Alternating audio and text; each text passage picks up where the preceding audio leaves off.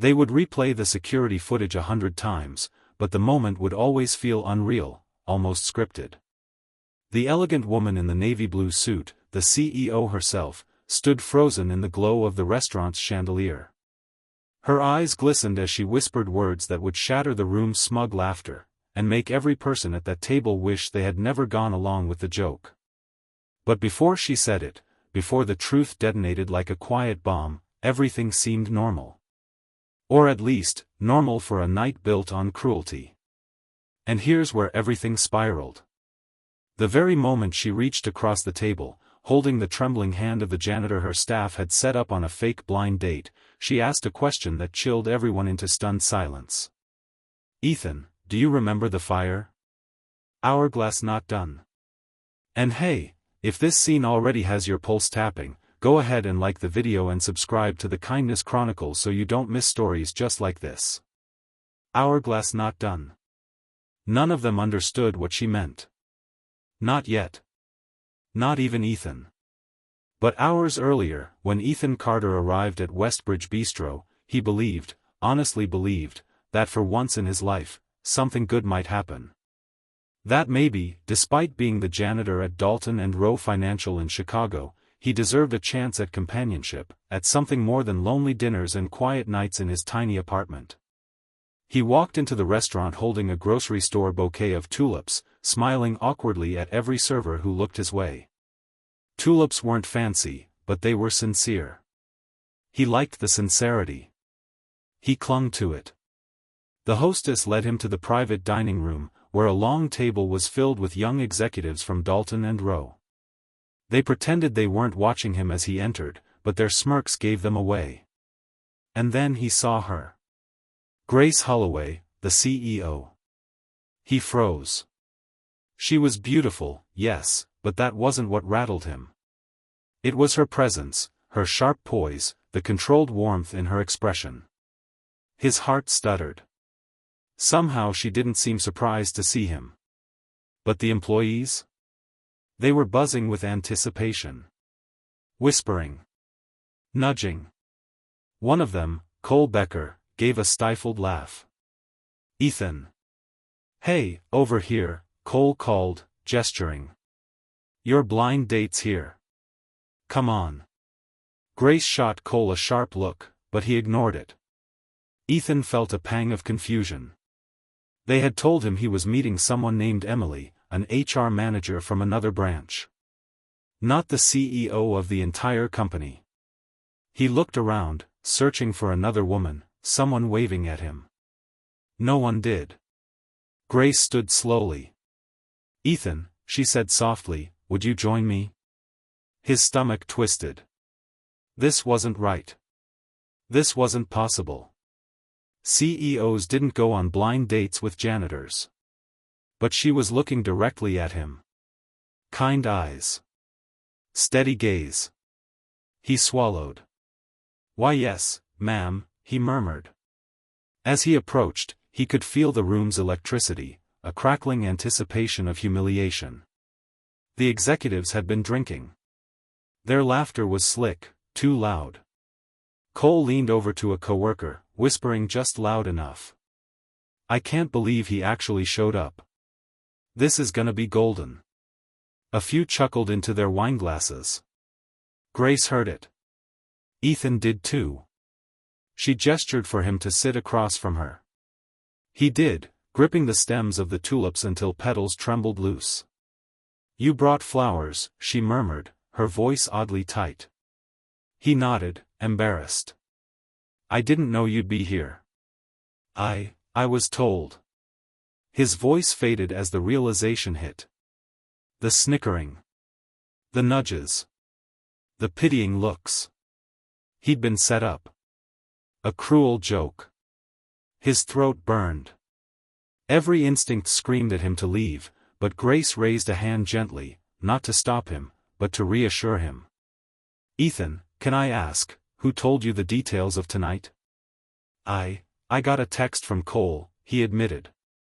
Grace inhaled sharply.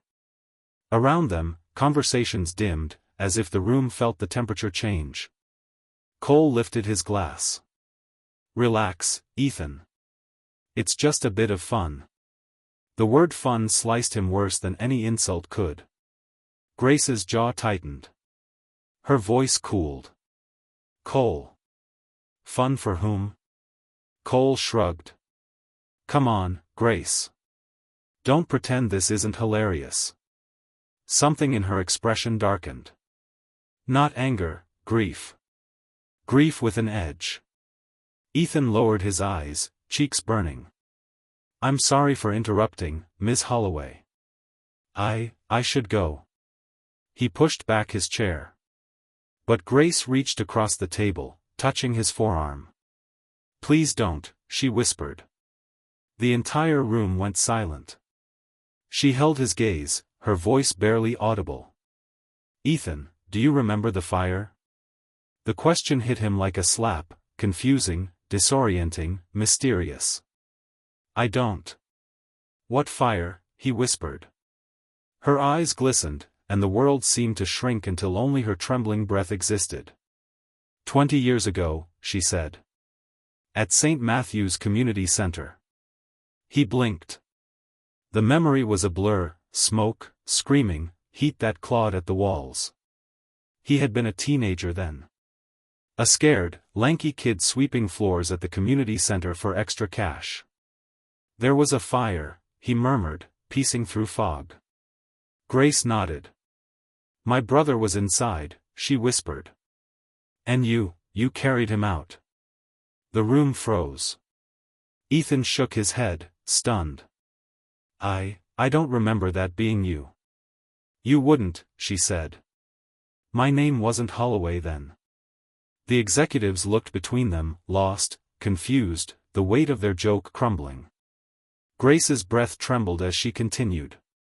That night, our mother didn't make it. My brother and I were separated in the smoke. He was just 7. I couldn't reach him. But you, some kid I'd never seen before, you ran back in.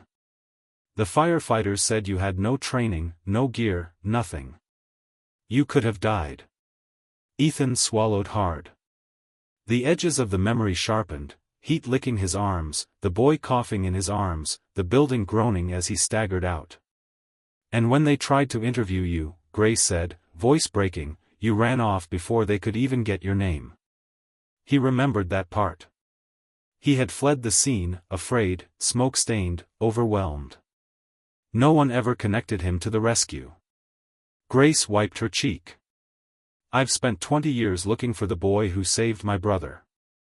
The employees who'd laughed now sat stiff, dread hollowing their faces. Ethan whispered, your brother, he survived? He did, she said. He's alive because of you. Ethan's heart pounded. His breathing shook. Suddenly the room didn't look like a trap, it looked like a crossroads. So when Cole told me a janitor named Ethan Carter was meeting Emily, I knew something was suspicious, she said. I came here myself. She squeezed his hand. I wasn't going to let anyone mock you again. Not after what you did. Not ever. Cole's smirk vanished. A couple of the women murmured apologies under their breath. But Grace wasn't done. She stood, straightening her blazer. I need every person at this table to understand something, she said. Dignity doesn't come from titles. Or salaries. Or status. Her voice thickened. Dignity comes from courage. From compassion. And tonight, the only person who showed any of that, was Ethan. Ethan stared at her, overwhelmed. She turned to him. Ethan, would you allow me the honor of actually sharing a meal with you tonight? No jokes. Just sincerity. His throat tightened. Yes, he whispered. I'd like that. Grace smiled gently, as if 20 years of searching had led to this exact moment. But unbeknownst to them both, the deeper twist, the truth buried beneath everything, hadn't surfaced yet. Because the fire wasn't the only part of their shared past. There was something else. Something Grace didn't realize. Something Ethan had never told anyone.